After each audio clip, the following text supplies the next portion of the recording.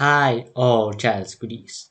Today you're gonna see an amazing game in which I beat Hikaru. So yeah, I'll not make a longer intro, just let's see the game.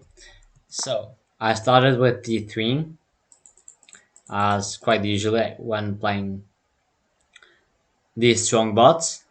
After that D6 we've got the opening. I think I can go through it quite quickly, and already now you can see a nice tactical motif.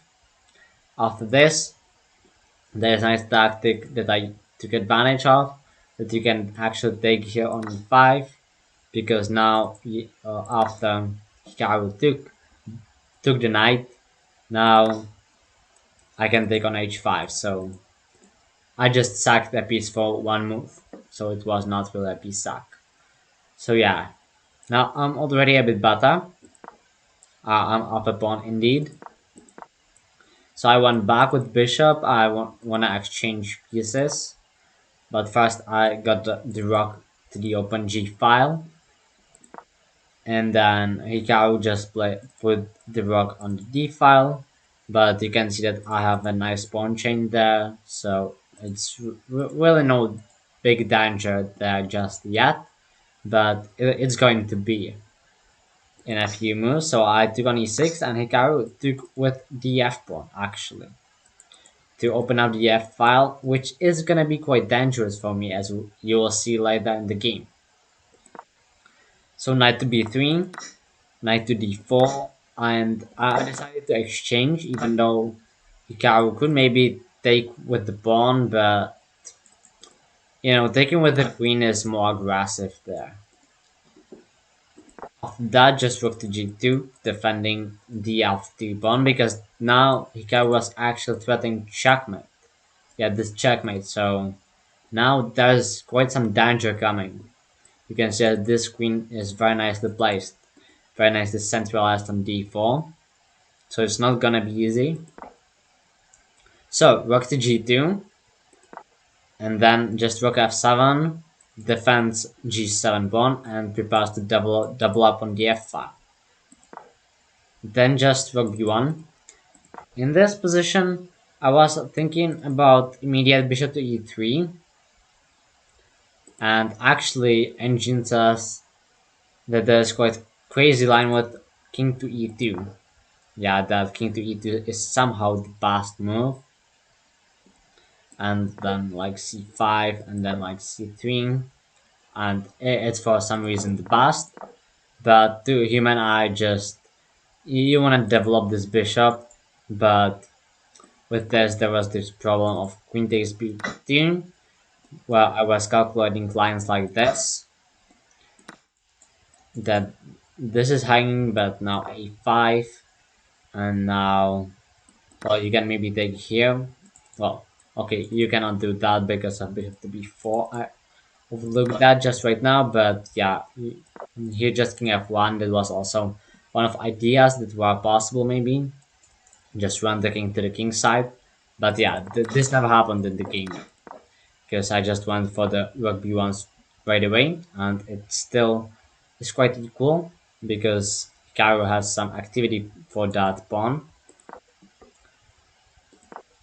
So I defended f2 pawn once again after this bishop to h4 move, and then Hikaru puts even more pressure to that pawn, but at this point now bishop to e3 is possible because this pawn is nicely defended.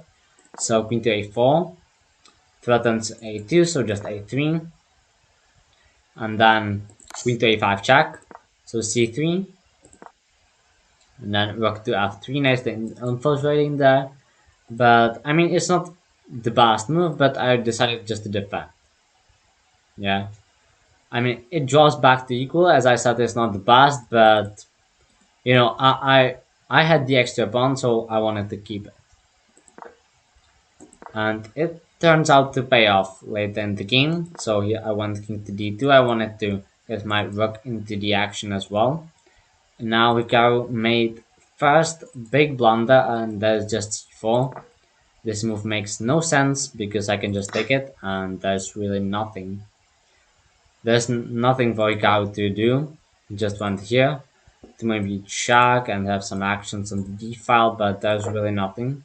Just with the G1. And here, this was another move that surprised me. This is this was the most surprising move in the game because I really did not expect that, well, something like this would happen. So I just took on G5, as easy as this. There's simply nothing. So Hikaru gave me a check, but I just went to C1. Then we trade the bishops. So now I'm already up 3 pawns. So this is just winning, as you can see the eval pro. King h7, and now rook drops back, and we created a pair of rocks. Now queen f7, creating some pressure along the f file, but I just stepped up with the king, and here we exchanged queens and went into king and rook endgame. So I defended my pawn, and here just got closer with the king, and here I think I can play it a bit quicker now because this is just winning and it's all just about technique now. You basically want to defend all of your pawns, and then now I decided to go for exchanges to give up these two.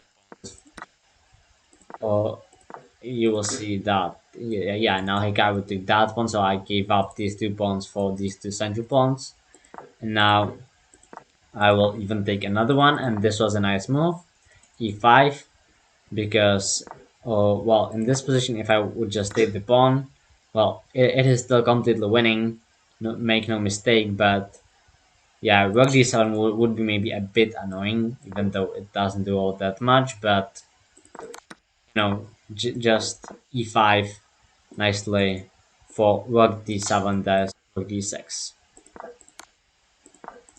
So yeah, just that happened, and I took the last pawn, so now you can see that I'm up 4 pawns. This is just completely winning.